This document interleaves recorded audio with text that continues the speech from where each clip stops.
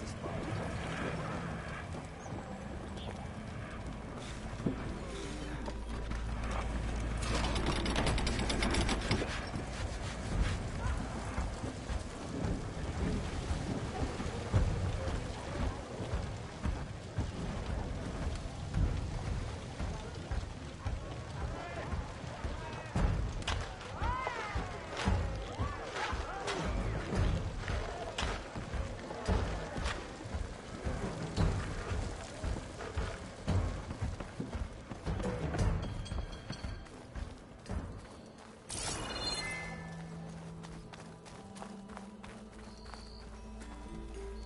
Sharp as ever.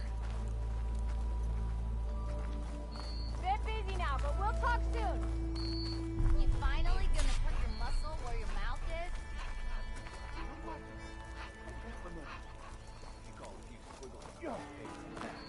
Sure. Okay, shoot. What's this? Proper survey. Oh, I see it. It's out of the bowl.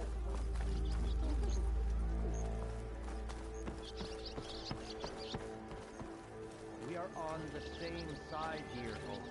The bristlebacks threaten us all. Oh, drop the act. We all know it was the Carja who let the bristlebacks into the valley, sent them straight through the gates of Barren Light. That is preposterous. Why would we let dangerous machines into our own land?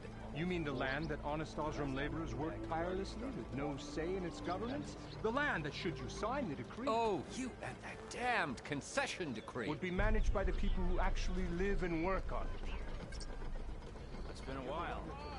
Don't tell your mom you saw me. What do you want, Olvund? Some kind of payment? My dear magistrate, you think I can be bought? If you want that whistle blown, all you have to do is have your soldiers remove the bristlebacks and sign the concession decree. Face it, what other choice do you have? Hi. Savior, what auspicious timing. Might we discuss a matter of importance to the Sundom? We might. Later. Very well. I shall be waiting. So, the savior herself. Walloper of Derval, gutter of youth. Maybe. I've heard many tales of your beauty and heroics, my fierce lady warrior. Olvund Freehold, at your service. So, what could have dragged you away from the fine silks and wine of Meridian to this smudge of a settlement? Your saviorly attention must be needed elsewhere. I'm here for the embassy and... The embassy? Why, by the forge. Ah. Greater gears for greater matters. Guess that means you'll be moving on. Once I've dealt with any problems around here that need my... saviorly attention. Ah, the bristlebacks, of course. Got to get rid of them if you want that embassy to take place. Well, best get to it, hey? And off you go. Not so fast. You don't seem to have a high opinion of the magistrate? Well, I refuse to play nice to some fancy-robed parchment pusher when my fellow laborers are being bullied, intimidated, and taken advantage of. How noble of you. Noble? Ha! Born with a hammer in hand, I was. Nobody handed me anything or dropped opportunity into my lap. Everything I've achieved, I've done on my own. And where is this hammer now? The, burden of leadership forced me to set it aside. The Carja risk nothing, while demanding that good Osram gamble with their lives out there. Someone had to step up and say no more. You ordered the work stoppage? Indeed I did.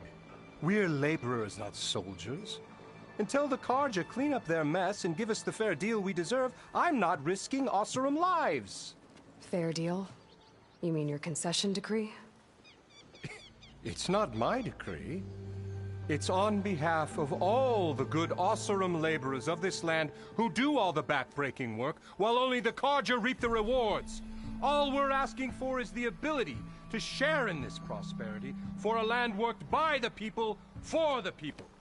Right. Then just how much would be your share? Only an amount appropriate to my contributions to this community, of course. Where's the whistle? Right in the middle of town, but with the threat out there, I'm not endangering innocent Osram lives. I'm going to clear out the bristlebacks. And when I'm done, this valley is going to get moving. If that's what it takes. Until then, I'll keep looking after the safety of these good folk. Just be ready to blow the whistle. What happened to that hammer you lost? Better see what that Carja magistrate wanted. I bet he's in the tavern.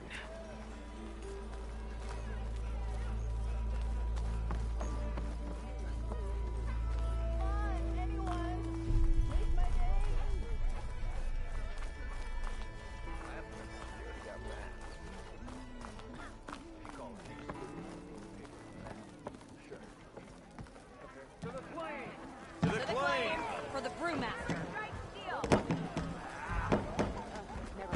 Ah, Savior! Over here!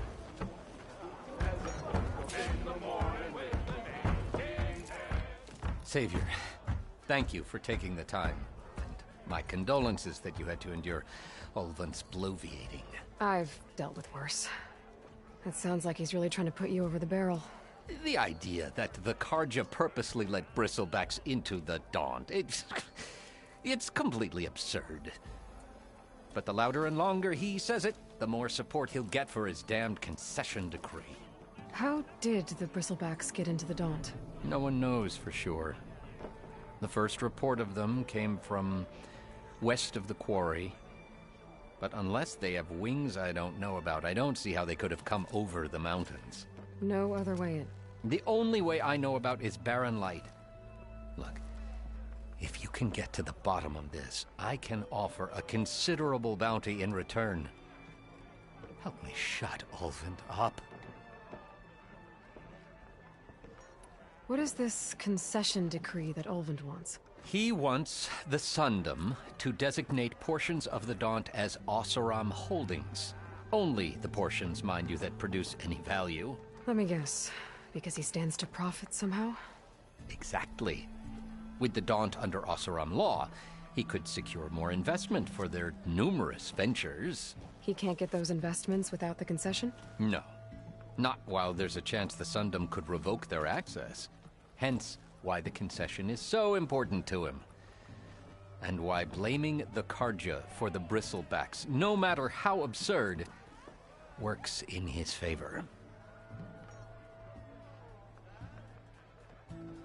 How does blaming the Carja for the bristlebacks help Ulvund get his concession? Look around. This may be the Sundom, but Chainscrape is all gears and rust and bad ale. Claiming that the Carja loosed the bristlebacks in order to intimidate Oseram laborers into obedience. Well, let's just say no one here has forgotten the atrocities of the Mad Sun King. And with the bristlebacks bringing work in the valley to a halt, Ulvund has plenty of time to pick at barely healed wounds. And if the Oseram refuse to work, unless the concession is signed, you won't have a choice. Correct. The reconstruction of Barren Light must continue. How did you get stuck out here? I asked for the posting, believe it or not. Overseeing the entire valley on behalf of the Sun King? It was an honor. Is an honor, I mean. But your job would be a lot easier without someone like Ulvund blasting hot air all the time? Ulvund's not going anywhere. He's been around longer than I have.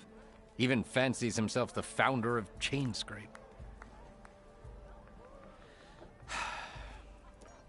Now, I'll find a way to live with him. I have to. You said the bristlebacks were first spotted west of the quarry? Yes, according to one terrified laborer, said the ground trembled before they came charging down the hillside. He took off and ran all the way here. Good place to start looking, then. If you learn the truth, maybe Ulvund will stop blaming the Carja for every problem under the sun, and maybe then he'll actually focus on rebuilding Barren Light instead.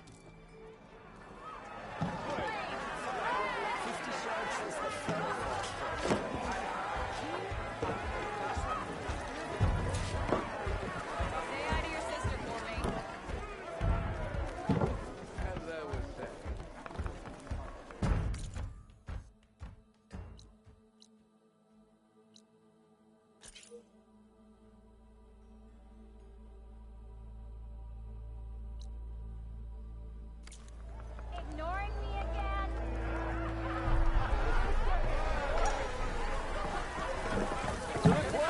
Fire in space. Better run sharp, son. Aloy, change your mind No about one that wants to brew? play strike. No? Anyone? Come for that beer after all, eh? Here, sit down. Get a pint in her hand. Wasn't expecting you to swing by. Since when do I do what's expected? There's that spark. Fire and spit. Fire and spit.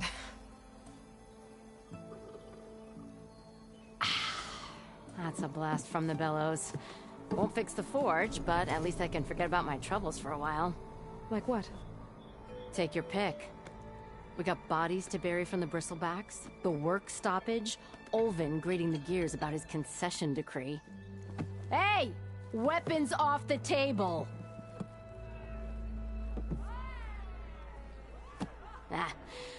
Don't listen to me. Nothing a cold brew and knocking some heads together can't fix eventually.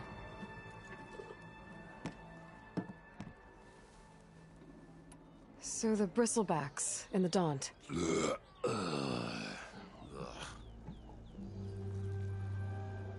Where did they come from? That's the thing. No one rightly knows. They just showed up one day, rampaging around the valley like they exploded out of a forge. Lost some good people. But I heard talk of some vanguards trying to take them down. Did they come through here? Stopped by briefly for supplies. Ulvund was none too pleased.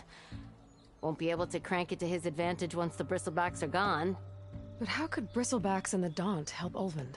2 words. Concession decree. Since no one knows where the bristlebacks came from, Ulvund has taken to blaming the Karja for him. He's hoping to dig up enough old resentments to get a strike going until the concession's signed. This is just his latest attempt. He's been trying to rile up the workers since the day he rolled into town. And people actually believe him? Lots of folks suffered at the hands of the Mad King during the Red Raids. Give him half a reason, they'll blame the Karja for anything. Damn Karja slavers. I thought you'd be back in Freeheap. Well, after the big battle at Meridian, I went back. But realized it was running smooth. Didn't need me. Heard about the rebuilding out at Barren Light. Figured they could use another hammer. Been scraping by ever since. You could always leave. And go back east? Nah. I ain't one to leave a lit forge. Besides, someone's gotta be a squeaky wheel for the workers around here. So about Ulvund. Around here, everything's about Ulvund. How'd he end up in charge? He got here early, like a squirrel smelling a fat nut.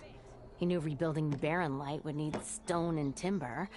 So he jangled purses all over Mainspring, getting investors to front claims on anything in the Daunt that might be worth a damn.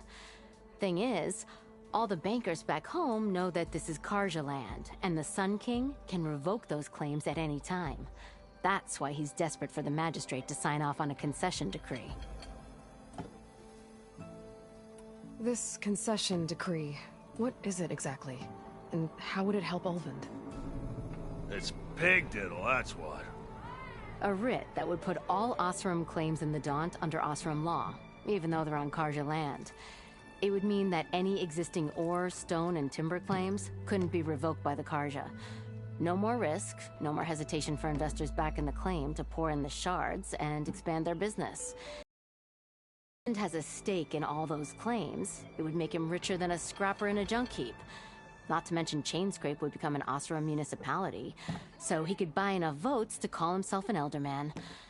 He's a sly old badger, I'll give him that. Figures if he keeps up the pressure, eventually the magistrate will sign. Well, I have to be going.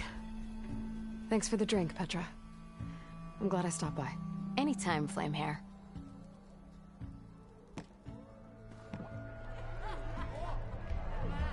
Hey, Red.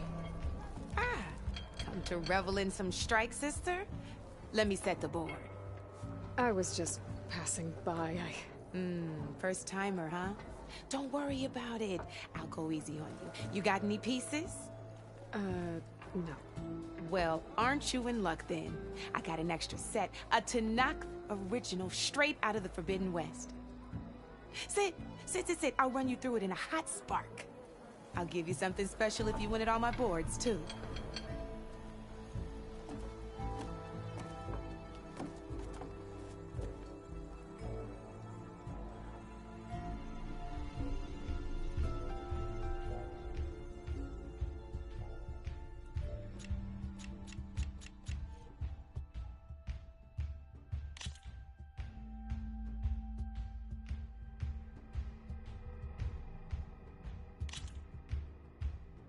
All right, let's start off simple. The Tanakh like to say that Machine Strike is a game of pure strategy. We each get a set of pieces. Each piece represents a kind of machine, and each machine is worth a different number of victory points. And to win the game, you'll need to gain 7 victory points by destroying the opponent's machines. It can be tricky remembering the details of every machine, so we use these notes to keep track of them. You see that number on the top right corner? That there is how many victory points you'll get for destroying that machine. Notes also tell you how far a piece can move, how powerful their attacks are, the distance they can strike from, and of course, their health. Okay, that's enough for now. Let's just play. I'll explain the rest as we go. I own the board, so I get to choose who goes first. Since this is your first time, I'll let you go. Usually you get to choose which pieces to set on the board, but this will do for now. Pick up that machine piece to your right, and move it forward. Remember, each machine can only move a certain distance. Take a look at your notes if you need a reminder. Gotta move that machine forward.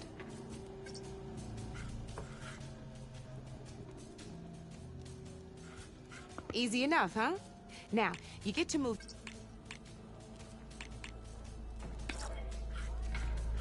Perfect. There's not much else to do for now, so just end your turn.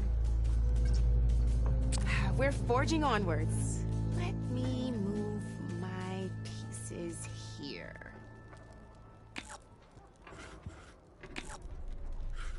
And we're back to you. This time, why don't you try attacking one of my pieces? Try with that machine on your right first. Now move the piece close enough. When performing an attack, you'll be testing your machine's combat power against the opponent's. A machine's combat power is a combination of the terrain your machine is standing on and its own attack power. This board only has grassland terrain, which has no effect on a machine's combat power. And your current machine has 2 points of attack power. So in total, your machine's combat power equals 2 points. Since my machine isn't the one attacking, it has 0 points of attack power. And just like your machine, it's not affected by grassland terrain. So right now, the difference in combat power between the two machines is 2 points. This means your machine can do 2 points of damage to my machine. Did you get all that?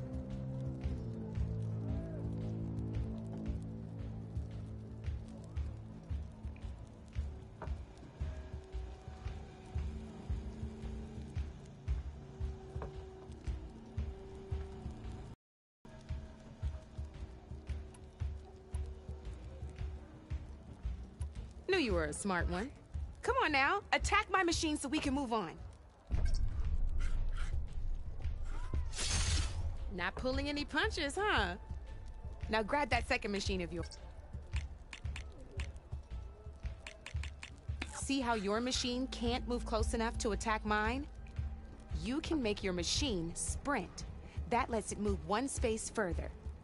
Try it out. Downside to sprinting is that your machine can no longer attack. Now, some players like to take a risk and overcharge their machine in cases like this. Overcharging lets you attack after a sprint, but it will damage your machine's health by 2 points. So use at your own discretion. Let's try doing that now so you can see what I mean.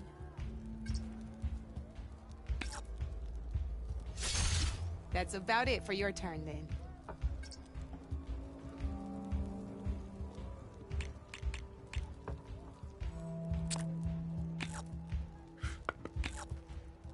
Now, I'll let you in on a neat trick. That machine of yours, the one closest to me, grab a hold of it.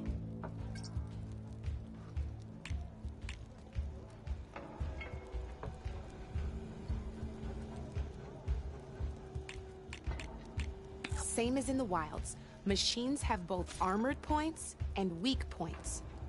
You can see them marked on the pieces. Blue shows where their armor is thickest. Hit them there and you'll do some damage, but not a lot. Now, red shows the machine's weak points. Hit those and you'll deal a mighty blow. Here, let me show you. Rotate that piece so your machine faces mine. Now let that machine have it. Off the board she goes, and there's your first victory points. You don't have 7 of them yet, so let's keep going. Your machine attacked mine, but hasn't moved yet. Go ahead and move downwards towards my remaining piece. You've already attacked a machine and moved your piece. But if you overcharge your machine, you can attack a second time. And by the look of your machine's health, you'd be sacrificing your piece to defeat mine. But sometimes, that can be a good thing. Overcharge your machine to attack mine a second time, and I'll show you what I mean. You're still getting the hang of it, I know. Now, overcharge and attack my machine. Ain't that a thrill? Now, because your machine was knocked out at the same time as mine, we both get the victory points our machines are worth. Good news is, since you're the one attacking, you're gonna receive your victory points before I do. Which means you can reach the coveted 7 victory points first. That's why sometimes losing a piece can be the best way to end a game in your favor. Now, you'll notice you didn't get quite up to 7 victory points this time, but you did destroy all my pieces. That means you're the winner! That wasn't so hard, was it? Just remember to always check for the best terrain to attack from. You'd be surprised the advantage you can gain over an opponent like that. I know it saved my behind in a game or 2. I'll try and remember that. Oh, before I forget. These are all my spare pieces. I want the Savior of Meridian to have them. It's a small set to be sure, but it should be enough to get you in on any strike games you find out there. You might even fancy looking out for them strike carvers. They've got all kinds of unique pieces that can turn a game in your favor, though they'll need the right materials to craft you one. Or you might find them in the wilds if you're lucky. I know I've lost my fair share of pieces after a night of machine hunting or brew hopping. No need to thank me, always a pleasure to help out new strike players. Now, if you feel like playing a real game, I've got plenty of other boards. I could even teach you a few more tricks if you're up for it. Thanks. I'll think about it.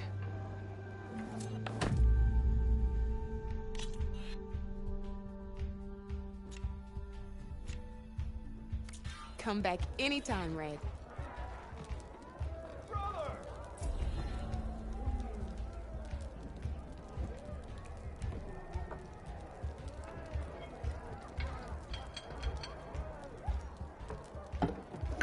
Alrighty, I'm gonna stop on here for part 3. I'll do part 4 soon. I'm gonna go eat right now, so stay tuned. Even the Savior of Meridian needs a challenge. Play some strike.